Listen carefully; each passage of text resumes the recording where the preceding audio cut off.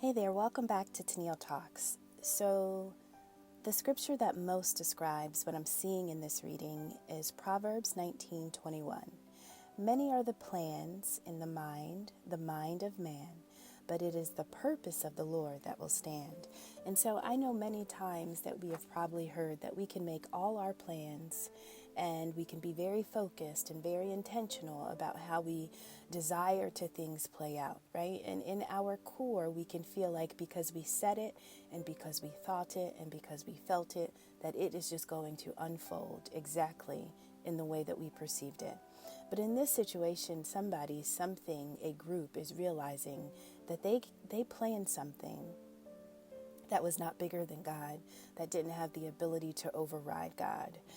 And so the core subject in this area is we have what is called a hunsis, which is kind of like a priestess in voodoo. These are just the energies based on what was pulled in this reading. And so I am imagining that this would be your energy. I think that at some point you could have become or been very emotional, maybe for a phase or a season, or you could have been known as somebody that was hot-tempered, or you could go from 0 to 100. And what I'm saying is that people knew how to trigger you. Not that you were unbalanced or unstable, or you lacked emotional control or emotional intelligence, but I feel like when we are in a certain space in our own vessel and we haven't acquired a certain amount of healing and understanding, our range of emotion can be quite drastic. And so one of the reasons that we haven't grown within ourselves is because people around us tend to keep our emotional wounds fresh. Now, I'm seeing that there are groups that really benefit from somebody that doesn't always have emotional control. They seem to be very reactive. So there's a situation where you have gained control over your emotions. And so the fire, the rage, and the anger that used to consume you, now it becomes very soothing because you can handle things without reacting to them. And so that is a problem in this situation because it was your ability to lose control over your emotional body that would allow another to go ahead and capture that essence. I saw, this is reminding me that I saw a video of a man, an African man, I can't remember the country, but he was talking about since childhood how he was groomed to be a priest. A dark priest who would use witchcraft amongst others. And one thing that he said, and I even believe I wrote it down, but he said the moment that you are moved to anger, they've got you. The moment you become angry, they have won. Okay? And so that's what I'm seeing here. So if you think about your past relationships with your family and with your loved ones, because when we're talking about betrayal, a stranger and an enemy cannot betray you. We expect enemies to move against us. Strangers don't have any connection to our emotions, and so for them to betray us, that is not the word we would use. But I think one of the things that can really drive emotion and rage in such a forceful way is that when we've loved people who we have allowed in, and they have used their closeness to our heart to really turn our meters in the direction that favored them. So there's a group that decided that they were going to indulge and to find joy and satisfaction in something that belonged to you. Now you yourself are a walking ace of pentacle. You're an ace of coins. And what I'm saying is that you have favor. You are prosperous. God is all over you and inside of you. And so sometimes before we can recognize that about ourselves, if we have people in our families, and I'm really feeling that this all starts in a family, but if we have people in our families that are seated with entities or they've made agreements to trade divinity for earthly gains and riches, then these are going to be the people that are drawn to you because they want to capture the essence of God in you, but they don't want to use it in the way that God has destined for you to have it used. And the only way that they can take it from you is if you give it to them. And so anger, those lower emotions where we literally can't see, we can't think, we're not able to hear God in those moments, that is when we have been captured. Now that could have been a truth that you experienced in your past, but in the season that you're in and in the seasons that are still to unfold, you have persevered over the situations that used to kind of get you all unraveled, right? You found balance within yourself. Now, because you're balanced, it does not mean that your outside world is balanced. No, it means that even when there's upheaval around you, you still know how to maintain your core without losing it. And unfortunately, it takes a lot of time and practice, and it takes a lot of failure to get to that point where things can fall apart around you and you still know how to keep your center. And so the idea is if we could get this person, and listen, your anger, your rage, your emotions are powerful because you have God seated within you. What can be generated outside of that, or once that is taken, can provide great wealth and abundance for those that are seeking to use it in that way. And so the goal was, we are going to continue. Imagine having a wound, right? And so somebody doesn't, okay, let me finish this thought. Imagine having a wound. Now, depending on the environment that you're in, the goal is always to get that wound to turn to a scar, because a scar says, look, I do have a past, but I'm healed. But if this wound starts to scab, and every time the scab grows, somebody scratches it off, scab grows back, somebody scratches it off. This is what spell work and witchcraft is. As soon as your body is starting to get itself back to normal, others want to benefit from your wounded version of self, because that's when you're weakest. That's when your defenses and your boundaries are softened and lowered, right? And so sometimes I want you to think about the way people speak to you, their body language, the tone in the voice, the advice they give you, when they talk to you, when they don't talk to you. Are they around you when you're suffering, or do they find satisfaction in your suffering, right? Do they only want to gossip and hear about all the bad things, or do they celebrate you and always want to talk to you when you're also rising? There are people who only like to know that a wound is fresh because they have removed the scab. People never want to see your scars, because it means you made it. It means you achieved something, you accomplished something, and essentially you've persevered. And so wounded people love wounded people. But for a divine being to be wounded in the presence of a whole bunch of dark, demonic, talentless, worthless wannabes, right? Because these people want to be you, but they can't be you. And so the best thing that they can do is to groom you and to push you to become more like them by siphoning the exact thing that separates the two of you, which is the God in you.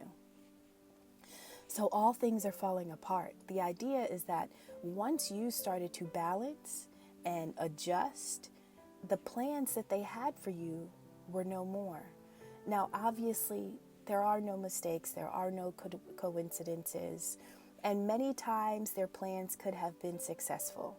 So all the ways and all the things that they did to keep your life a wound, right? All the things that they did to keep you sad and fearful and angry, that could have worked many times.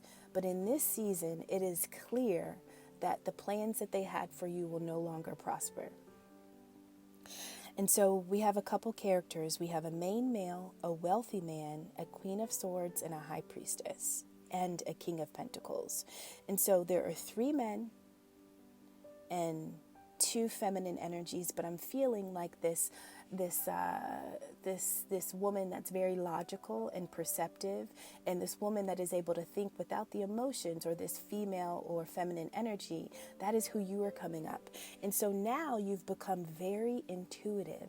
Now you can read the emotions, you can read the room, you can read the situations that are hiding in darkness, because you have the ability to control your emotions. And so now you can pick up on the energies of the situations that are playing out in your life.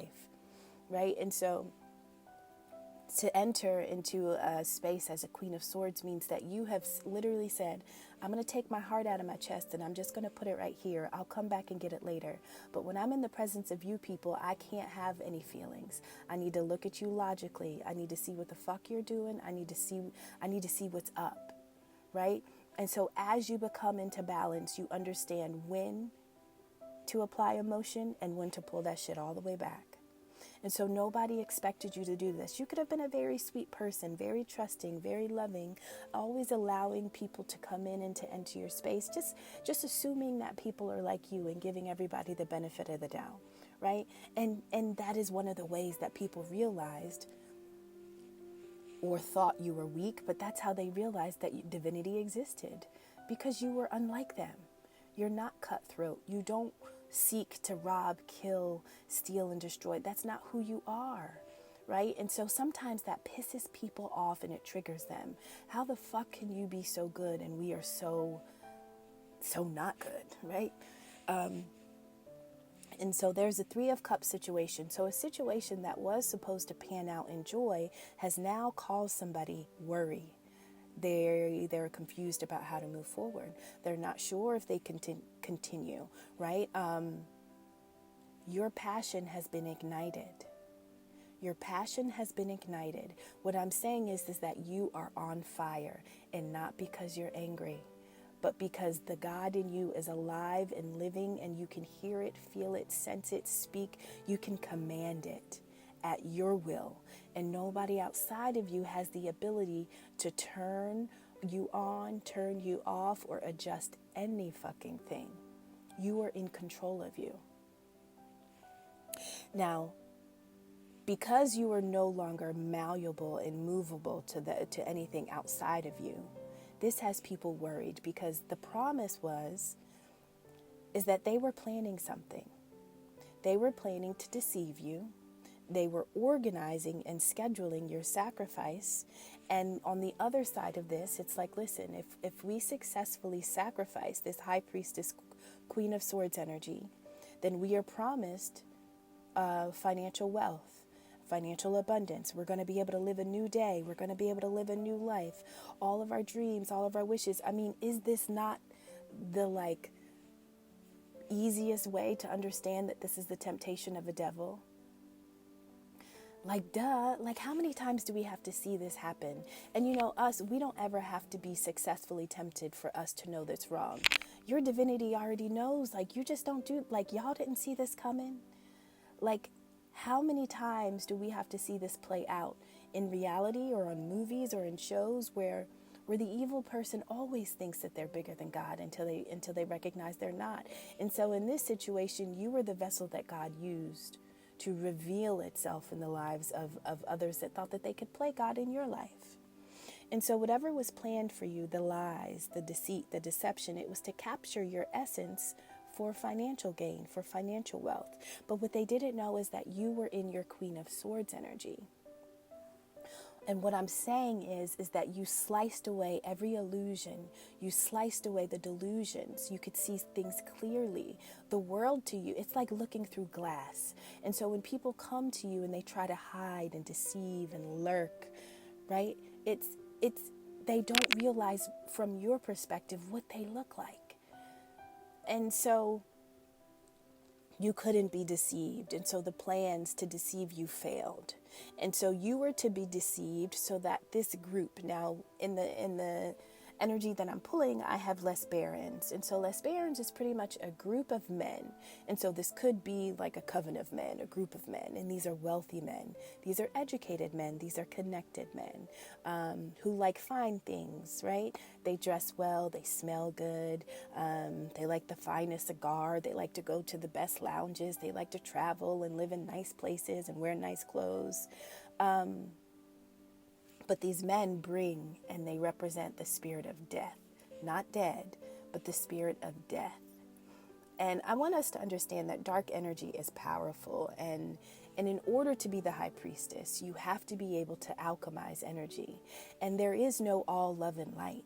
I mean, the dark is not created accidentally.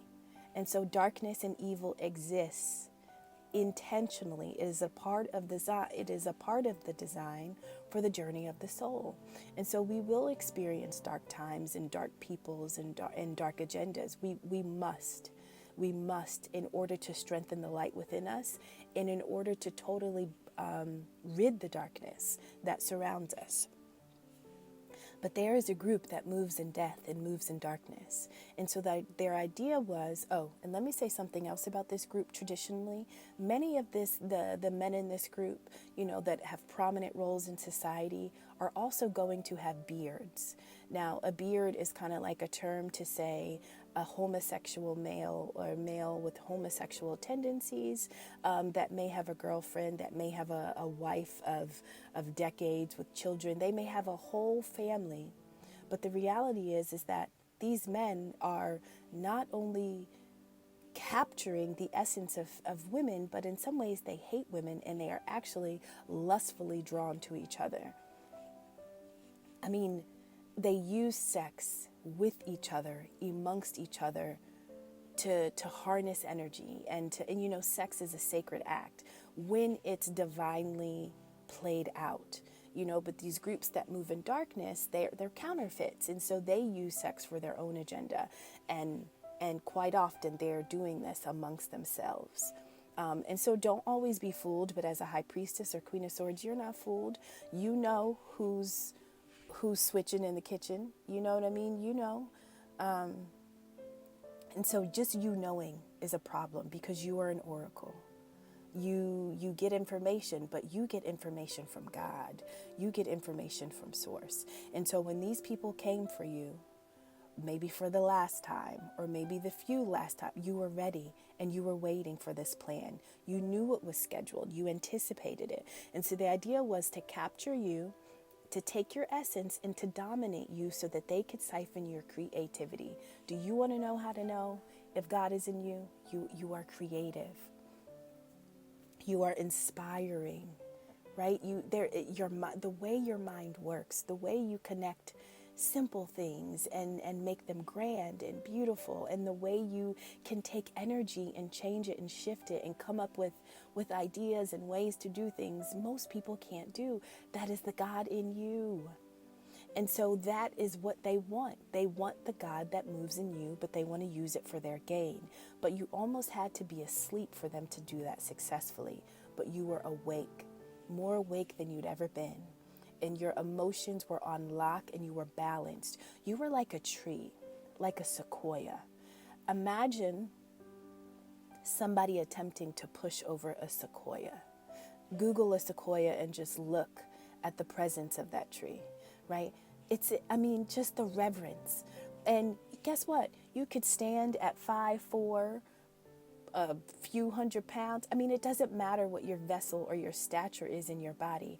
And I think that sometimes people may look at you on the outside and they may get you all the way wrong. But when they attempted to move against you in the spirit or whatever the dark secret, agenda was, you felt your pushback, your kickback. That recoil was like a fucking sequoia. And so this is where the cowards start to realize that they are not who they fucking thought they were, right? And so all the things that they're promised, this wealthy man that was a part of this is starting to realize that in his professional adventures, right?